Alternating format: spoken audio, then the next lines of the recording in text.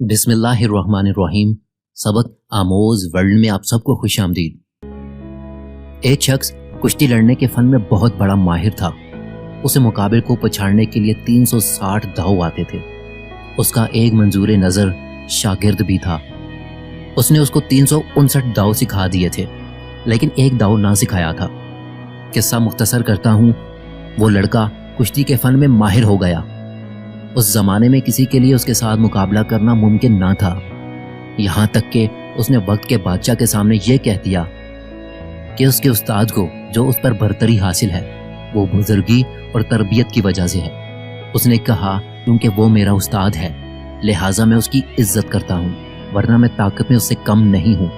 Funny कुश्ती में उसका हमसफर हूँ। बादशाह को इस बात का यकीन ना आया। उसने उस्ताद और शागिर्द दोनों के दरमियान में कुश्ती लड़वाने का फैसला किया। एक वसी जगह पर कुश्ती का अखाड़ा बनाया गया। बादशाह, उसके अमीर, वजीर और दूसरे लोग कुश्ती देखने के लिए जमा हुए। लड़का हाथी की तरह झूमते और झूलते हुए आया। जैसे ताकत का पहाड़ भी उसके सामने आएगा तो वो उसे उखाड़ कर फेंक देगा।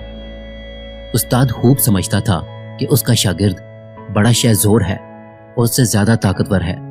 जब दोनों आपस में गुत्थम गुत्था हुए तो उस्ताद ने वही पोशीदा दाव आजमाया जो उसने शागिर्द को ना सिखाया था।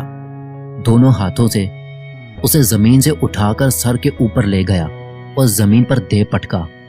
शागिर्द चारों शाने चित नीचे और उस्ताद खम ठोकता हुआ उसके सीने पर। लोगों की तरफ से वाह वाह का शोर बुलंद हुआ। बादशाह ने उस्ताद को इनाम इकराम से नवाजा और उसके शागिर्द को लानत मुलामत की। बादशाह ने उससे कहा, तूने अपने परवरिश करने वाले के साथ मुकाबले का दावा किया और उसे पूरा ना किया। लड़के ने जवाब दिया, बादशाह सलामत, जी उस्ताद ताकत से नहीं फन से बाजी ले गया है। एक दाव ऐसा रह गया था जो उसने मुझे कभी नहीं बताया था। जिसके सिखाने में टाल मटोल करता था, उस दाव की वजह से मुझे पछाड़ा है। उस्ताद ने जवाब दिया, यह दाव इसी दिन के लिए उठा रखा था, क्योंकि सियाने लोगों ने कहा है कि दोस्त को इस कदर कुव्वत ना दो कि अगर दुश्मन हो जाए तो नुकसान पहुंचाए।